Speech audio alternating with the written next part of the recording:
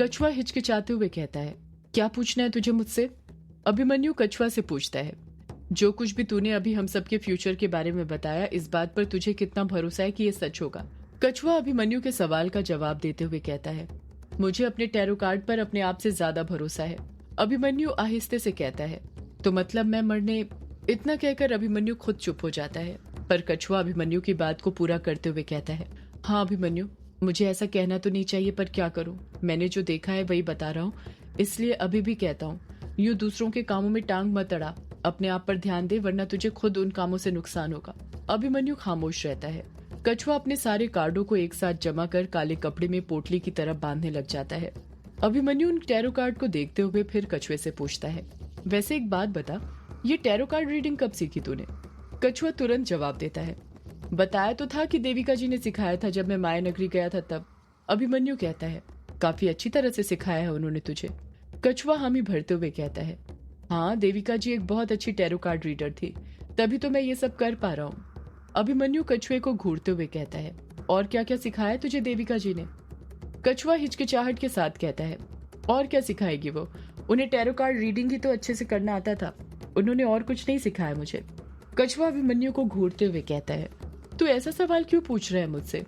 अभिमन्यु बात को टालते हुए कहता है, बस ऐसे ही, मुझे लगा और कुछ भी आता होगा तुझे इन टैरो कार्ड रीडिंग के अलावा काले जादू में। जैसे ही अभिमन्यु काले जादू का नाम लेता है, कछुआ फिर घबरा जाता है। कछुआ हकलाते हुए कहता है, क्या कहा, काला जादू? अभिमन्यु अपनी बात पर कायम रहते हुए कहता है, हाँ काला जादू, ये सब काला जादू ही तो है। कछुआ अभिमन्यु की बातों से इनकार करते हुए कहता है, ये सब काला जादू नहीं है, समझा तू? अभिमन्यु पलट कर कहता है, तो क्या है फिर ये सब, तू ही बता दे। कछुआ अभिमन्यु को समझाते हुए कहता है, ये जादू है पर काला नहीं। अभिमन्यु शांत रहता है, कछुए की बातें गौर से सुनता रहता है। कछुआ अपनी बात को पूरी करते हुए कहता है, जादू दो प्रकार के होते हैं, एक काला, दूसरा सफेद। वो जादू जिससे किसी को हानि पहुंचती है या किसी को कष्ट पहुंचाया जाता है, या सीधे तौर पर कहूं तो किसी की बलि या कुछ चढ़ाना पड़ता है, उसे काला जादू कहते हैं। और वो जादू जिसमें किसी को हानि नहीं पहुंचाई जाती है, बल्कि व्यक्ति का कल्याण किया जाता है ताकि वो अपना जीवन अच्छे से बिता सके, उसे सफेद जादू कहते हैं। सफेद जादू को ही ईश्वरीय शक्ति का प्रतीक माना जाता है, और अभी जो मैंने टैरो कार्ड रीडिंग की है वो सफेद जादू के ही अंदर आता है, समझा तू? अभिमन्यु ऐसे रिएक्ट करता है जैसे उसे इन सब बातों के बारे में बिल्कुल पता ना हो, पर उसकी आंखों से देखकर ये बात साफ जाहिर हो रही थी कि उसे ये सब बातें पहले से पता थी। अभिमन्यु नाटक करते हुए कहता है, अच्छा तो ये सफेद जादू था, मुझे तो लगा काला जादू था। ये बता, तूने कभी काला जादू किया है या कभी किसी पर करने की कोशिश करी है?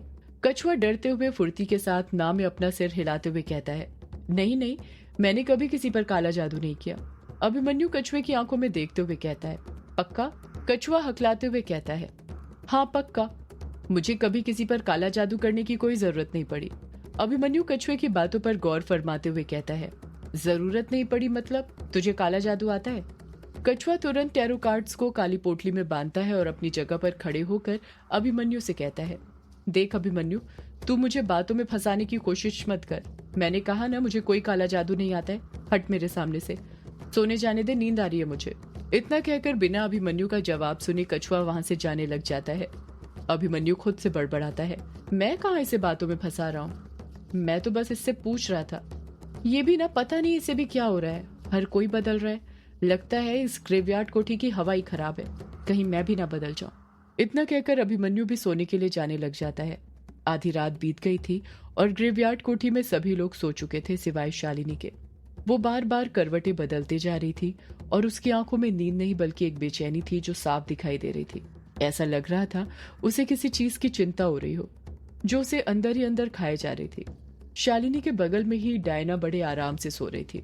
उसे देखकर ऐसा लग रहा था जैसे उसे किसी चीज की चिंता ही ना हो। डायना ने अपने दोनों हाथों से अपनी बिल्ली लूसी को पकड़ कर रखा हुआ था। डायना की बिल्ली लूसी उसी के साथ बेड पर ही सो रही थी।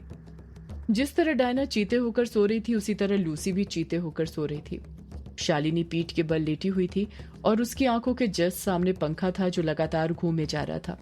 शालिनी घूमते हुए पंखे को देखते हुए मन ही मन यामिनी की आवाज में सोचने लग जाती है, आज जो कुछ भी कछुए ने कहा है कहीं वो भविष्य में सच तो नहीं होने वाला। नहीं नहीं नहीं, ऐसा नहीं होना चाहिए। मैं युग बाबू को नहीं मार सकती। शालिनी और परेशान होते हुए सोचती है, पर अगर मैंने युग बाबू को नहीं मारा तो फिर बाबा का क्या? मैंने उनसे वादा किया है, मैं उनसे किया वादा भी नहीं तोड़ सकती हूँ। उन्होंने बचपन से मुझे पाला है, मैं इस तरह उन्हें धोखा नहीं दे सकती। पर फिर युग बाबू का क्या? अगर मैंने उन्हें मार दिया तो ये भी तो धोखा ही होगा ना। प्यार में लोग मर जाते हैं तो मैं अपने ही प्यार की जान कैसे ले सकती हूँ? इतना सोचकर शालिनी खुद खामोश हो जाती है। आने वाले कल की चिंता उसे सताए जा रही थी। वो जानती थी आने वाले कल में फैसला लेना उसके लिए आसान नहीं होने वाला था। वो एक ऐसी दुविधा में पड़ने वाली थी जिससे बाहर निकलना उसके लिए आसान नहीं होने वाला था। शालिनी ये सब सोच ही रही थी कि तभी उसके अंदर से एक पुकार आती है।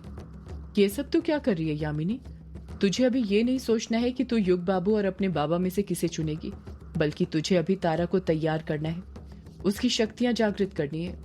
ग्रेवयार्ड कोठी के अंदर एक ऐसा साया घूम रहा है जिससे सबको खतरा है। अगर वो शक्तिशाली हो गया तो सब खत्म हो जाएगा। तुझे उसे रोकना है यामिनी, तुझे उसे रोकना है। शालिनी उठकर बैठ जाती है और खुद से कहती है, आज दिन भर मुझे तारा से बात करने का मौका तक नहीं मिला। यही सही वक्त है उसे बताने का कि उसकी शक्तियां कैसे जागृत होंगी, कैसे उसे अपनी शक्तियों को जागृत करना है। मुझे अभी तारा के पास जाना होगा और उसे सब कुछ बताना होगा। वक्त बहुत कम बचा है। इतना कहकर शालिनी आहिस्ते से बिना कोई आवाज किए बेड पर से उतरने लग जाती है। जब वो बेड पर से उतर रही थी उसी वक्त उसकी नजर डायना पर पड़ती है, जो लूसी से लिपट कर सो रही थी। शालिनी डायना को और उसकी बिल्ली को देखकर मन ही मन सोचने लग जाती है, इस डायना को तो देखो, बिल्ली से ऐसे लिपटी हुई है जैसे ये कोई बिल्ली नहीं बल्कि इसकी बच्ची हो। पता नहीं ये अपनी बिल्ली से आखिर इतना प्यार क्यों करती है। शालिनी कमरे से बाहर निकल जाती है। जब वो बाहर निकलती है तो देखती है कि ग्रेवयार्ड कोठी में सन्नाटा छाया हुआ था। कोई नजर ही नहीं आ रहा था, जो कि शालिनी के लिए अच्छे संकेत थे। शालिनी बेफिक्र होकर अपने कदम तारा के कमरे की तरफ बढ़ाने लग जाती है। जब वो तारा के कमरे के पास पहुंचती है तो देखती है कि तारा के कमरे का दरवाजा हल्का सा खुला हुआ था। शालिनी मन ही मन सोचती है, ये क्या, दरवाजा तो खुला हुआ है। लगता है ये सब तारा ने ही किया है। उसे पता होगा कि मैं जरूर आऊंगी उसके पास। चलो अच्छा है, इससे मेरा काम आसान हो गया। शालिनी धीरे से दरवाजे को धक्का दे देती है तो दरवाजा चरमराते हुए खुल जाता है। जब दरवाजा खुलता है तो शालिनी चुपके से कमरे के अंदर देखने लग जाती है ताकि वर्चस्विनी उसे ना देख पाए। वो जानती थी कि वर्चस्विनी भी धीरे धीरे उसके लिए मुसीबत बनती जा रही थी, इसलिए वो उससे छुपने की कोशिश कर रही थी। जब शालिनी चुपके से कमरे के अंदर नजर घुमाती है तो देखती है कि जिस बेड पर वर्चस्विनी और तारा को इस वक्त सोना चाहिए था, वो बेड इस वक्त खाली था। वो दोनों ही बेड पर मौजूद नहीं थी। शालिनी को लगता है वो ठीक से कमरे के अंदर नहीं देख पा रही थी, इसलिए वो दरवाजे के पीछे से सामने आती है और सीधे कमरे के अंदर घुस जाती है। और वो देखती है कि उससे कमरे के अंदर देखने में कोई गलती नहीं हुई थी। तारा और वर्चस्विनी सच में कमरे के अंदर नहीं थे। कमरा खाली पड़ा हुआ था। शालिनी परेशान होते हुए खुद से बड़बड़ाती है, तारा और वर्चस्विनी कहाँ गए? इन दोनों को तो इस वक्त अपने कमरे के अंदर होना चाहिए था। ये दोनों भला कहाँ पर जा सकते हैं? शालिनी तारा और वर्चस्विनी को कमरे के अंदर ढूंढती है, पर वो दोनों उसे कहीं नहीं मिलते हैं। वो परेशान हो जाती है। शालिनी मन ही मन सोचने लग जाती है, कहीं उस काले साए ने तारा और वर्चस्विनी को कुछ कर तो नहीं दिया। शालिनी की घबराहट बढ़ने लग जाती है। वो पसीने से भीगने लग गई थी। शालिनी बड़बड़ाती है, मुझे तारा को ढूंढना होगा। मैं अभी बाकी सबको खबर करती हूँ। शालिनी ने इतना कहकर एक कदम ही आगे बढ़ाया था कि तभी वो खुद से कहती है, नहीं, मैं बाकी सबको नहीं उठा सकती, वरना उन्हें भी काले साए के बारे में पता चल सकता है और अगर ऐसा हुआ तो वो काला साया फिर सब पर हावी हो जाएगा। मुझे ये काम अकेले करना पड़ेगा। मुझे तारा को ढूंढना होगा, चाहे उसके लिए मुझे फिर ताज ही दोबारा क्यों ना पहनना पड़े। मैं तारा को ऐसे नहीं छोड़ सकती। मैं उसे ढूंढ कर रहूंगी। इतना कहकर शालिनी कमरे से बाहर निकल जाती है। इस तरफ ग्रेवयार्ड कोठी के पीछे वर्चस्विनी तारा का हाथ पकड़कर उसे कहीं ले जा रही थी। तारा का बिल्कुल भी मन नहीं हो रहा था चलने का, पर वर्चस्विनी उसे जबरदस्ती चलाई जा रही थी। तारा की आंखों में नींद साफ नजर आ रही थी और वहीं दूसरी तरफ वर्चस्विनी की आंखों में एक जुनून नजर आ रहा था। वो बहुत उत्साहित नजर आ रही थी। ऐसा लग रहा था जैसे वो बहुत खुश हो और वो काम करने जा रही हो जो वो कई वक्त से करना चाहती हो। तारा बड़े प्यार से वर्चस्विनी से पूछती है, मम्मा, हम इतनी रात में कहाँ पर जा रहे हैं?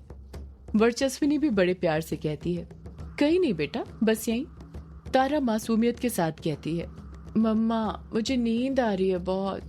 वर्चस्विनी जवाब देती है, सो जाना तारा बेटा, आपको जितना सोना है सो जाना, पर अभी ये सोने का वक्त नहीं। काम करने का वक्त है। तारा कहती है, काम करने का? इतनी रात को कौन सा काम मम्मा? वर्चस्विनी बात को छुपाते हुए कहती है, ऐसे काम रात को ही होते हैं तारा बेटा। तुम बस चलो, मैं तुम्हें सब बता दूंगी कि तुम्हें क्या करना है और कैसे करना है। बस तुम अपनी मम्मा का कहना मानना, मानोगी ना? तारा बड़े प्यार से जवाब देती है, हाँ मम्मा, मैं आपकी हर बात मानूंगी। वर्चस्विनी और प्यार से पूछती है, मम्मा जो बोलेगी वो करोगी ना? तारा मासूमियत के साथ हामी भरते हुए कहती है, हाँ मम्मा, आप जो बोलोगी मैं वो करूंगी। वर्चस्विनी खुश होते हुए कहती है, गुड गर्ल, मेरी तारा मेरी बहुत अच्छी लड़की है, मेरी आंखों का सितारा है मेरी तारा। वर्चस्विनी और तारा के सामने ही कुआं था, वही कुआं जहां पर पिछली बार शालिनी तारा को लेकर आई थी। कुएं के पास ही बहुत सारे जुगनू मंडरा रहे थे। उन जुगनुओं को देखकर तारा खुश हो जाती है। वो नींद जो उसकी आंखों में समाई हुई थी, उन जगमगाते हुए जुगनू को देखकर उड़ गई थी। तारा झट से वर्चस्विनी का हाथ छुड़ाती है और भागते हुए उन जुगनुओं के पास जाने लग जाती है। वर्चस्विनी तारा को आवाज लगाती है, तारा बेटा आराम से, देखना कहीं आप कुएं में ना गिर जाओ। तारा कुएं के पास पहुंचकर जुगनुओं को पकड़ने की कोशिश करने लग जाती है, पर जब भी वो किसी जुगनू को पकड़ने की कोशिश करती, हर बार की तरह इस बार भी वो जुगनू उसके हाथ की पकड़ से दूर होते जा रहे थे। तारा जुगनू को पकड़ने की कोशिश ही कर रही थी कि तभी वहां पर वर्चस्विनी पहुंच जाती है। जैसे ही वर्चस्विनी कुएं के पास पहुंचती है, वो सारे जुगनू जो कुएं के आसपास मंडरा रहे थे, वो कुएं के अंदर चले जाते हैं, जैसे वो किसी चीज से डर गए हो। उन जुगनुओं ने कुएं के अंदर जाकर जगमगाना भी बंद कर दिया था। कुएं के अंदर कुछ दिखाई नहीं दे रहा था, बिल्कुल अंधेरा हो गया था। ये सब देखकर तारा को बहुत अजीब लगता है, पर वो वर्चस्विनी से कुछ नहीं कहती है, ना ही कुछ रिएक्ट करती है। तारा बड़े प्यार से वर्चस्विनी से पूछती है, हम यहाँ पर क्यों आए हैं मम्मा? वर्चस्विनी तारा के सिर पर हाथ फेरते हुए कहती है, बताती हूँ तारा बेटा, सब बताती हूँ मैं आपको, पर पहले आप मुझे ये बताओ, क्या आप यहाँ पर इससे पहले कभी आई हैं? तारा बिना सोचे समझे झट से बोल पड़ती है, हाँ मम्मा, आई हूँ ना शालिनी दीदी के साथ। वर्चस्विनी दोहराती है, क्या कहा? शालिनी के साथ?